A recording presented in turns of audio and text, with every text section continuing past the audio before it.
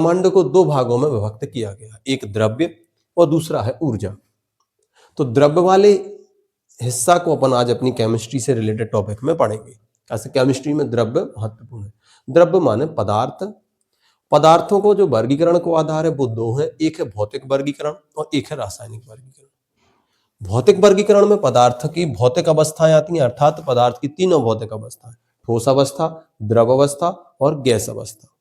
द्रव्य पदार्थ कहलाता है और द्रव जो है ये इस पदार्थ की अवस्था कहलाती है। मतलब भौतिक वर्गीकरण के लिए पदार्थों की तीन अवस्था है। पदार्थ की तीसरी अवस्था विकल्प में आती है प्लाज्मा, और पदार्थ की चौथी अवस्था बोस-आइंस्टाइन। ये वैकल्पिक प्रश्न है। मतलब पदार्थ की चौथी अवस्था प्लाज्मा अवस्था मानी जाती है, पांचवी अवस्था बोस-आइंस्टाइन। इनका भी रिसर्च चालू, जब आएंगे अब आगे पढ़ेंगे। रासायनिक वर्गीकरण को देखें तो पदार्थ फिर दो भागों में विभाजित किया गया है, एक शुद्ध पदार्थ और दूसरा मिश्रण।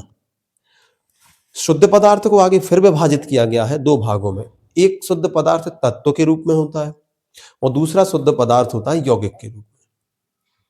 अब तत्व को पुनः फिर बांटा गया है आगे तीन भागों में, या तो तत्व धातु होता है या फिर अधातु होता है, और जब धातु और अधातु नहीं होता तो उपधातु या धात्वान होता है। मतलब आधा धातु, कहीं लक्षण धातु जैसे धातु जैसे होते हैं, कहीं धातु जैसे होते हैं। यौगिक को फिर दो भागों में बांटा गया है, एक कार्बनिक यौगिक होते हैं और एक अकार्बनिक यौगिक होते हैं, ऑर्गेनिक कंपाउंड और इनऑर्गेनिक कंपाउंड। मिश्रण को फिर दो भागों में बांटा गया, एक समांगी मिश्रण और एक विषमांगी मिश्रण। इस तरीके से ब्रह्मांड को दो घटकों में विभाजित करते हैं, एक करते हैं द्रव्य में और एक करते हैं ऊर्जा में।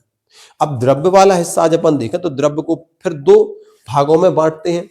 सबसे पहले भाग होता है भौतिक वर्गीकरण और रासायनिक वर्गीकरण का। भौतिक वर्गीकरण में पदार्थ की तीनों भौतिक अवस्थाएं आ जाती हैं, ठोस, द्रव और गैस। रासायनिक वर्गीकरण में पदार्थ शुद्ध और मिश्रण दो स्वरूप में पाया जाता है।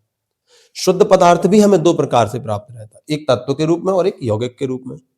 तत्व फिर धातु, अधातु और उपधातु के रूप में रहता है और यौगिक कार्बनिक और अकार्बनिक के रूप में रहते हैं, और मिश्रण समांगी और विषमांगी रहता है। अब इन सब की परिभाषा, इनकी परिभाषाएं तो 8वीं 9वीं कक्षाओं में ही पढ़ चुके हैं।